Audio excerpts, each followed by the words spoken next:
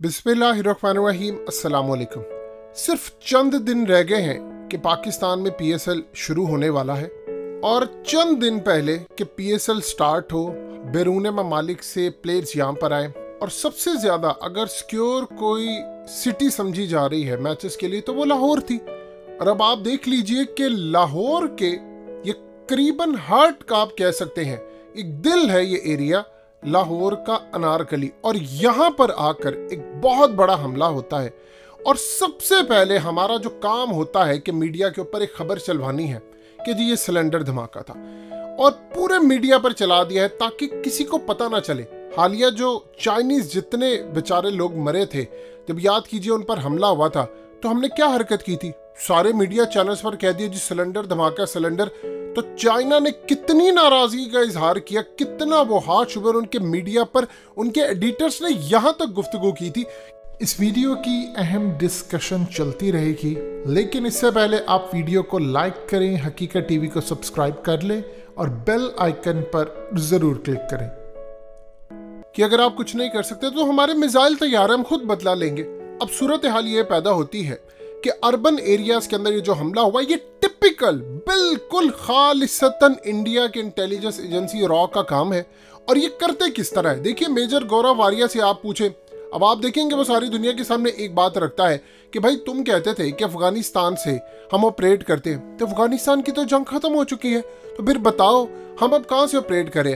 अब सवाल सबसे पहले ये है कि ये जो असल में काम है ये है वो स्लीपर सेल्स जो पिछले काफ़ी सालों से लाहौर से लेकर डिफरेंट एरियाज के अंदर इन्होंने रखे होते हैं, और जब वो बटन दबाते हैं उनको कहते हैं कि जाकर ये काम करो। टाइमिंग देखिए, पीएसएल शुरू होने वाला है और उसके बाद पूरी दुनिया के अंदर आपका एक नाम जाता है कि आप ये काम करने जा रहे हैं। और असल में जो अफगानिस्तान के अंदर हालिया टीटीपी के कमांडर्स मारे गए हैं ये उनका बदला लेने के लिए, यानी एक तीर से उन्होंने किया दो शिकार। अब आप देखें कि सबसे पहले खबर चला दी है जी सिलेंडर धमाका। दो बाइक्स, ये आपकी स्क्रीन पर लगातार मनाजिर आ रहे हैं, हम ज्यादा दिखा नहीं सकते, सेंसिटिव होते हैं और बहुत सारे लोगों को पैनिक अटैक्स भी होते हैं। अब इस सूरत हाल में आप देख लें कि बाइक के दरमियान अगर ये सीसीटीवी फुटेज सामने नहीं आती तो आपने तो डिक्लेयर कर दिया था, मीडिया पर खबर चल जाती है पहले जो सिलेंडर धमाका था फलाना था, यहाँ पर कौन सा सिलेंडर आ गया, उसके करीब एक पठूरे वाला था, आज आके हमने उसके ऊपर ही डाल देना था। अब असल में इसके पीछे है भारत। ये छोड़ दें आप बीएलए, बीआरए, टीटीपी फलाना ये तंजीमों को आप रखें साइड के ऊपर, ये तो सिर्फ दिखावे के लिए होता है। असल में तो काम किया है इंडिया ने। आप इमेजिन कर ले जरा, आपके पास ऑप्शन क्या है। अगर आपने उनको उनकी जुबान में जवाब देना है तो आपको भारत पर स्ट्राइक करना पड़ेगा, आपको उसी तरह काम करना पड़ेगा जो जुबान में ये समझते हैं। अब उनके आर्मी चीफ को देख लें, 4 दिन पहले उसने स्टेटमेंट दी है कि 400 लोग हमले के लिए तैयार है। आप उनका टिपिकल माइंडसेट देखिए, उन्होंने पहले कोई जाली हमला करवाना होता है तो वो सबसे पहले ग्राउंड बनाते हैं कि जी 300 से 400 पाकिस्तानी आईएसआई के साथ, उनकी फौज के साथ मिलकर हमले के लिए तैयार, वो पहले ग्राउंड बनाते हैं। और ये जब वो झूठी ग्राउंड बनाकर कंप्लीट कर लेते हैं उसके बाद क्या होता है, उसके बाद सूरत हाल ये होती है कि वो पाकिस्तान में भी एक हमला बड़ा करवा देते हैं और उसके बाद पाकिस्तान मुंह खोलने के काबिल नहीं रहता।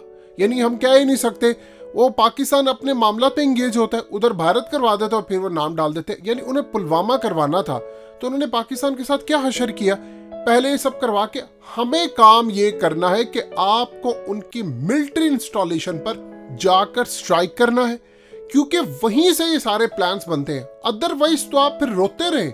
ये जितनी बीएलए, बीआरए, ये तो बस तंजीमें सिर्फ उन्होंने रखी हुई है कि वो रिस्पॉन्सिबिलिटी ले, काम तो सारा पीछे बैठकर रॉ करती है। अब आप सिंपल सी एक बात देख लें कि वहां पर पटाखा फूटते वो आपका नाम लगाते हैं। आप इमेजिन कर लीजिए, हकीकत टीवी ने आपको पूरी इस पर वीडियो बनाकर दिया, आपकी स्क्रीन पर मनाजिर चले। ये नेटो का असलहा कहां से मिला है, ये कराची से मिला है। यानी कराची के अंदर जेरे जमीन, वहां पर तय खानों में जमीनों के अंदर इन्होंने पूरे का पूरा असलहा रखा था। और किस तरह ये असला आता था क्या हमें नहीं पता, हम बच्चे हैं, पेमेंट्स होती थी इनकी समंदरों में जाकर। हमने एक दफा अमेरिका का नाम लिया, डरते हैं हमने क्यों ले रहे हैं अमेरिका का नाम। आप अमेरिका से पूछें कि नेटो का असला यहाँ पर आया कहां से। ये नेटो का असला आता था बाबर गौरी की क़यादत में, और बाबर गौरी की क़यादत के अंदर एमक्यूएम वहां से असला लेती थी। नेटो का असला आता था, समंदर में डील होती थी, क्योंकि नेटो जो असला लेकर आता था वो पहले आता था कराची, वहां से जाता था फिर बलोचिस्तान, वहां से आगे जाता था अफगानिस्तान। नेटो की सप्लाई जो थी, तो बहुत सारे जो कंटेनर्स थे उनके समंदरों में बुकिंग हो जाती थी, उनके फिर वहां से पेमेंट्स हुआ करती थी, और समंदर के अंदर पेमेंट्स का खाली कैश नहीं था, यानी वहां पर जो हीरोइन थी अफगानिस्तान से आती थी उसके बदले होता था और फिर ही आता था। हमने पूछा अमेरिका से, इतना जदीद असला कि आपके एयरक्राफ्ट गिरा दे, आपके हेलीकॉप्टर्स गिरा दे, टैंक तबाह कर दे। हमने अमेरिका को एक दफा भी कहा, हमने सिर्फ दुनिया को दिखा दिया जी फलाना नेटो का मिल गया, वो जी जंग लग गया फलाना। इतना असला वहां पर मिला है, इतना ज्यादा असला मिला है कि करीबन अगले 15 सालों जंग लड़ सकते थे। ये तो अलग बात है कि हमने अल्ताफ हुसैन का चैप्टर क्लोज किया तो सुकून मिला। अब आप सोच लें कि इस तरह की कितने शहरों के अंदर सूरत हाल होगी। हम अमेरिका और भारत का डायरेक्टली नाम लेते हुए इतना डरते हैं। ओपनली आप बात करें कि भारत ने ये काम किया है, हम उसका बदला लेने के लिए आ रहे हैं, क्योंकि आप जितना मर्जी कहते रहेंगे कि इसके स्लीपर सेल, कितनी हमने वहां पर पूरी दुनिया के अंदर जाकर सबूत दिए। DGISPR ने सारी दुनिया के सामने सबूत रखे। क्या कर लिया उन्होंने? यूनाइटेड नेशन इन लोगों ने कुछ नहीं करना, आपको जाकर भारत में जाएं, स्ट्राइक करें, ये जंग होती है तो फिर उसके बाद आप करें, वरना आपके शहरों में ये सूरत हाल होगी। वो IPL करवा लें सुकून से, हम लेकिन जाते हैं, हमने कोई इवेंट करवाना होता है तो आप देख ले वो काम कर जाते हैं, और हम नाम भी नहीं लेते। उनका आर्मी चीफ आकर कहता है 400 लोग आ रहे हैं, आपने क्या कहा उनको?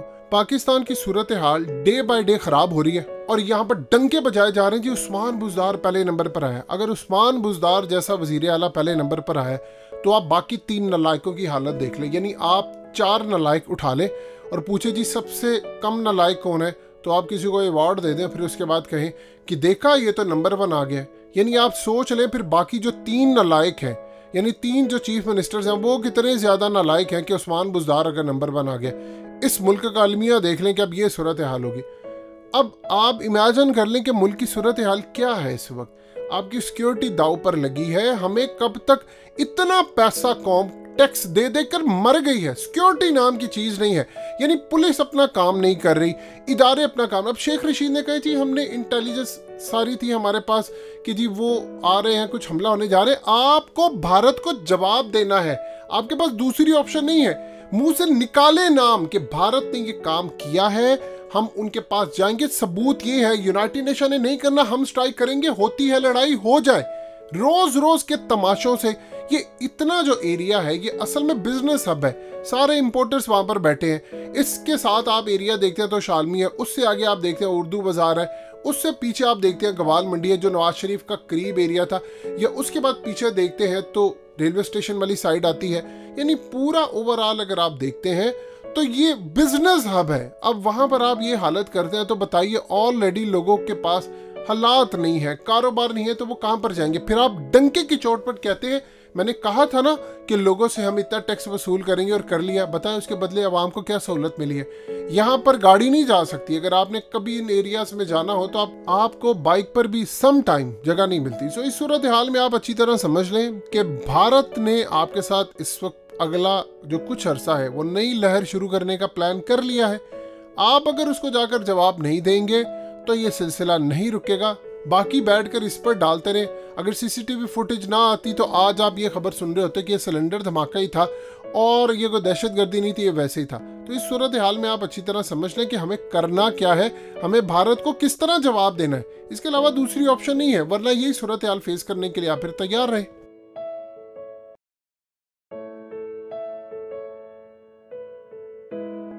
हकीकत टीवी को सब्सक्राइब करना मत भूलें, वीडियो को लाइक करें, शेयर करें और कमेंट सेक्शन में अपनी राय का इजहार जरूर करें।